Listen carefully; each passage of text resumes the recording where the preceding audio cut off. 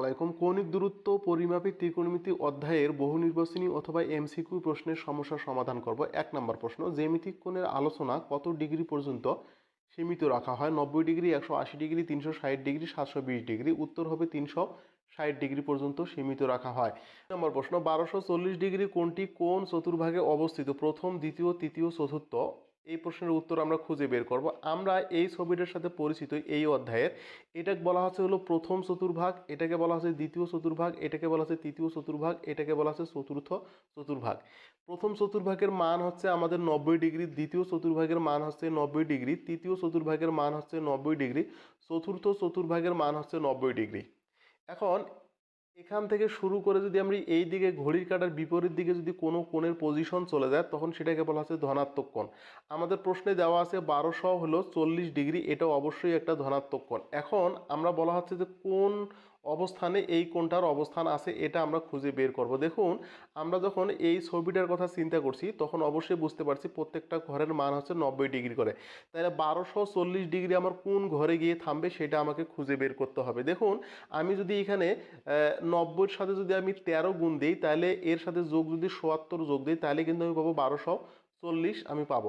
দেখুন, এবার দেখুন, আমি যদি এখান থেকে 190 যাই, 290 যাই, 390 যাই, 490 চলে গেল। এইভাবে আমি 4টা 90 পার করালাম। এরপরে যদি আবার যদি আমি 190, 290, 390, 490 চলে যাই তাহলে আর একটা 90, 490 চলে গেল। 190, 290, 390, 490, তাহলে এখানে কয়টা 90 গেল? 12টা 90 অলরেডি চলে গেল। এবার দেখুন 1390 হওয়ার লাগবে, তারপর আর একটা 90 এই জায়গায় গেলাম, এই প্লাস দিলাম 190। এবার দেখুন অতিরিক্ত কত ডিগ্রি আছে? 77 ডিগ্রি। তাহলে এই 77 ডিগ্রিটা আমার কোথায় আসতেছে? এই ঘরে আসছে। এই ঘরে আমার কোন ঘর? এটা হলো প্রথম চতুর্ভাগ, দ্বিতীয় চতুর্ভাগ, তৃতীয় চতুর্ভাগ, এটা হলো চতুর্থ চতুর্ভাগ। তাহলে এখানে যে অবস্থানটা নিল কোনটা? তাহলে এটা কোন চতুর্ভাগে আসলো? দ্বিতীয় চতুর্ভাগে। সুতরাং এই প্রশ্নটার উত্তর হবে 1240 ডিগ্রি কোণটা দ্বিতীয় চতুর্ভাগে অবস্থিত। নম্বর প্রশ্ন, -40 ডিগ্রি কোণের অবস্থান কোন চতুর্ভাগে অবস্থিত? প্রথম, দ্বিতীয়, তৃতীয়, চতুর্থ। দেখুন, আমরা কিন্তু এই ছবিটার সাথে পরিচিত। এটা বলা আছে প্রথম চতুর্ভাগ, দ্বিতীয় চতুর্ভাগ, তৃতীয় চতুর্ভাগ, চতুর্থ চতুর্ভাগ। আমরা কোণের হিসাবটা করব আদর্শ অবস্থান থেকে, এক্স অক্ষ থেকে শুরু করব, এই জায়গা থেকে। এই জায়গা থেকে যদি শুরু করি এই দিকে যায় তাহলে সেটা হবে প্লাস, আর নিচের দিকে যদি এই ঘড়ির কাঁটার দিকে যদি ঘোরে তাহলে সেটা হবে মাইনাস। তো আমাদের যেহেতু এখানে মাইনাসের মান দেওয়া আছে তাহলে এই কাঁটাটা ঘুরাইতে হবে আমার ঘড়ির কাঁটার দিকে ঘুরাইতে হবে। তাহলে 40 ডিগ্রি যদি আমি চিন্তা করি তাহলে এই ঘরেই আসছে 40 ডিগ্রি, কারণ এই ঘর যদি পার হবার যায় সেটা অবশ্যই 90 ডিগ্রি পার হওয়ার লাগবে।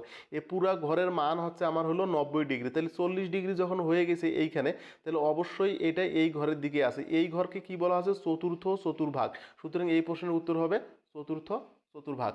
অবস্থানে 210 ডিগ্রি কোণটির প্রান্তিক বাহু কোন চতুর্ভাগে পড়বে? দেখুন, আমরা কিন্তু কোয়াড্রেন্টের ছবিটা এটা জানি। এটাকে বলা হচ্ছে প্রথম চতুর্ভাগ, দ্বিতীয় চতুর্ভাগ, তৃতীয় চতুর্ভাগ, চতুর্থ চতুর্ভাগ। 210 ডিগ্রি কোণ অতিক্রম করাইতে হবে। যেহেতু বলছে আদর্শ অবস্থান, তার মানে এখান থেকে আমরা গণনা শুরু করবো এক্স অক্ষ থেকে। এবার দেখুন, তাহলে আমরা এখান থেকে শুরু করলাম, এখানে চলে গেলাম, এখানে আসলাম, কিন্তু আমরা হলো 90 ডিগ্রি অতিক্রম করলাম।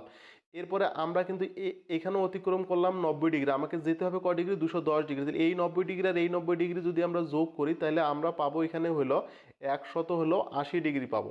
এখন 180 ডিগ্রি আমাকে যেতে হবে কয় ডিগ্রি? 210 ডিগ্রি। তাহলে এইটার সাথে যদি আমি 30 ডিগ্রি যোগ করি তাহলে কিন্তু আমার হবে হলো 210 ডিগ্রি। এবার দেখুন, তাহলে 30 ডিগ্রি কোথায় আসছে? আমার এই ঘরে ঢুকেছে। তাহলে এই ঘরটার নাম কি? তৃতীয় চতুর্ভাগ। সুতরাং এই প্রশ্নটার সঠিক উত্তর হবে 210 ডিগ্রি কোনটা কোন চতুর্ভাগে অবস্থিত? তৃতীয় চতুর্ভাগে এটা অবস্থিত।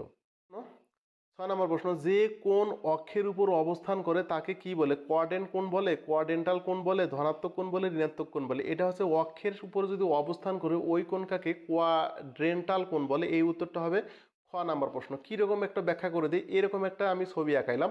এখন এমন একটা কোণ, ধরুন একটা কোণ আছে আমার হলো 90 ডিগ্রি। তো এই 90 ডিগ্রি কোণটা যদি আমার বরাবর যদি এই অক্ষের সাথে যদি মিলে যায় বা অক্ষের উপরে যদি থাকে, অথবা ধরে নিলাম আমি হলো 180 ডিগ্রি। দেখুন, এই কোণটা কিন্তু একটা অক্ষের উপর পড়তেছে। তো যে কোণগুলো এইভাবে অক্ষের উপর পড়বে সেই কোণগুলোকে বলা হচ্ছে কোয়াড্রেন্টাল কোণ।